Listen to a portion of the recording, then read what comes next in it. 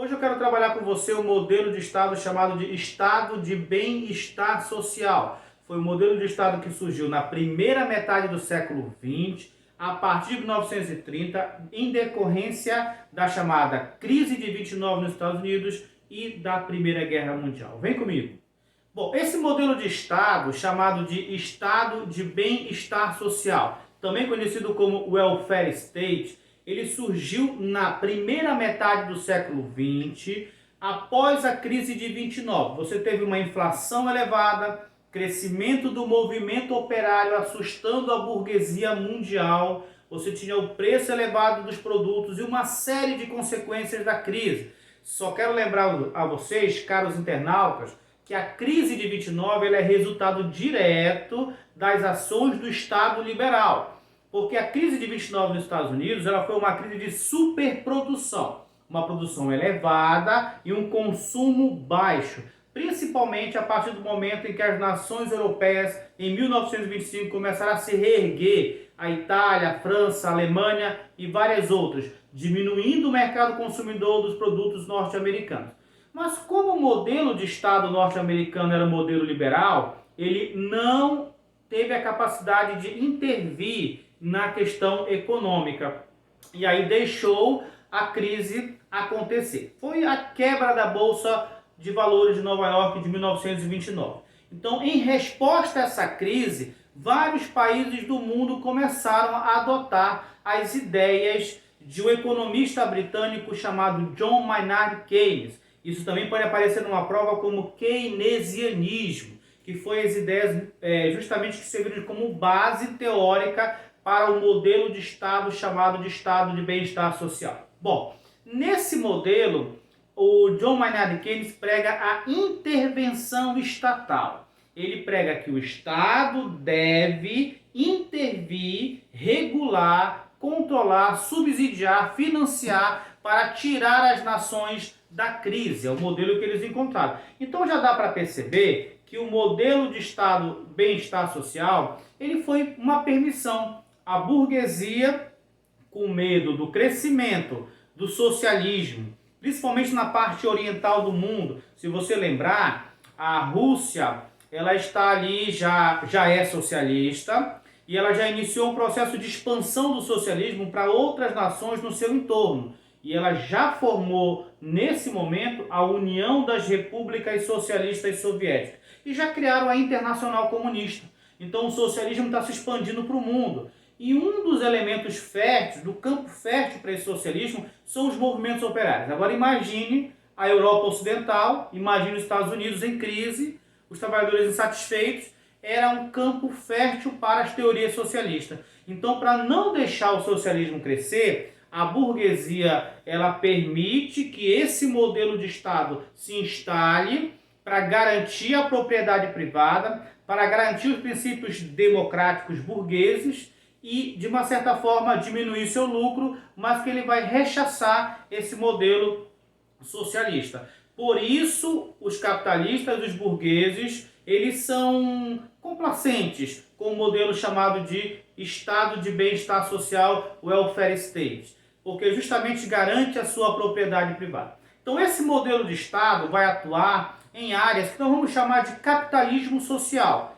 educação, saúde, previdência social, vai garantir seguro-desemprego, aposentadoria, 13º salário. O Estado vai atuar como grande gestor da economia. Ele vai ser aquele que vai impulsionar, que vai financiar, vai abrir frentes de trabalho. Olha só, justamente para quê? Para que as pessoas possam ter capacidade de compra e aí movimentar a economia, circular o dinheiro e reerguer a economia desse país. Então o Estado atua, o Estado intervém. Perceba muito bem, meu caro aluno, que quando interessa a burguesia, ela quer intervenção estatal, ok? Então esse modelo de Estado, ele se espalhou para vários lugares. Eu quero citar dois exemplos. Um é o norte-americano, que nós já falamos, com um cara chamado Franklin Delano Roosevelt, que assume o poder a partir dos anos 30 e adota essa cartilha keynesiana de intervenção, de subsídio, de financiamento, de frente de trabalho, e ele consegue reerguer os Estados Unidos da economia pós-29.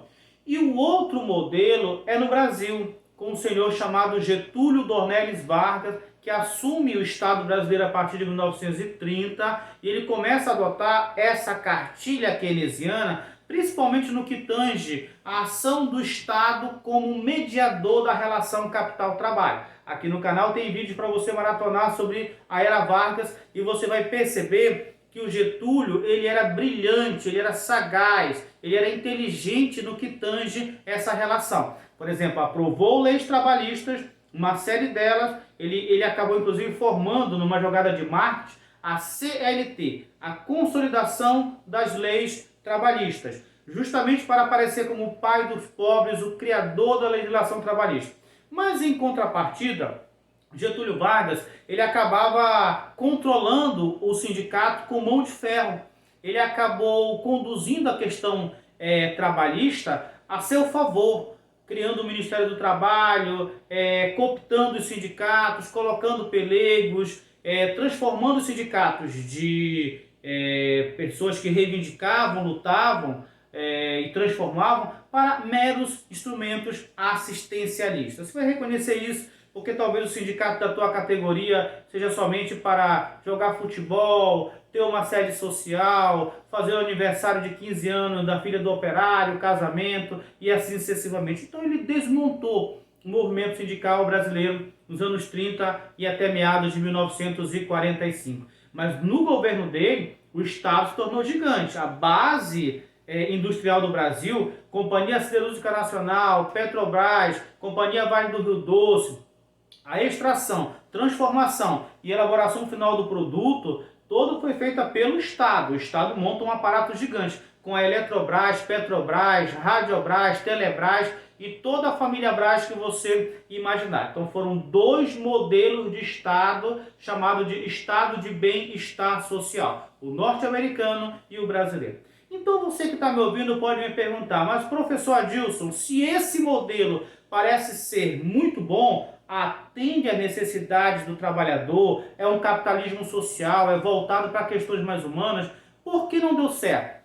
Por que começou a falhar? Bom, uma das críticas mais ferrenhas ao modelo de Estado chamado de bem-estar social é que o custo social, o gasto desse modelo de Estado, dos programas sociais, de todas essas políticas públicas eram muito elevadas ao Estado, principalmente no Estado como o brasileiro. O argumento da grande burguesia, vejam bem, que agora a burguesia não serve mais para ele, né? A ideia é que o Estado retirava muito dos ricos, uma parcela considerável, para repassar aos pobres, uma espécie de Robin Hood estatal, para repassar aos pobres através de programas sociais, tipo Minha Casa Minha Vida, Universidade para Todos, ProUni e assim sucessivamente. A ideia é essa, retirar dos ricos para dar aos pobres. Então, nesse contexto, o Estado de Bem-Estar Social sofreu inúmeras críticas de que os gastos eram excessivos, de que ele travava a produção, de que a economia não prosperava, que era um peso para o Estado. A partir dos anos 60, começa a naufragar esse modelo de Estado, principalmente com a subida ao poder de dois governantes, Ronald Reagan nos Estados Unidos e Margaret Thatcher na Inglaterra, que começam a adotar um novo princípio, novo não tão novo, um pouco mais antigo, com uma nova capa, com uma nova roupa, que é o chamado neoliberalismo. Eles pegam os princípios do século XIX, do Estado liberal, e começam a adotar com algumas maquiagens, ok? E isso vai, o modelo do welfare state começa a diluir, principalmente a partir dos anos 70, quando os estados enfrentam a crise do petróleo de 1973. Sem recursos, os estados não podem mais adotar essas políticas públicas que mantinham esse modelo de Estado. Eu espero ter ajudado você nesse conteúdo de hoje. Mais uma vez eu peço que você dê o like nesse vídeo, se inscreve no canal e até a próxima, se Deus quiser.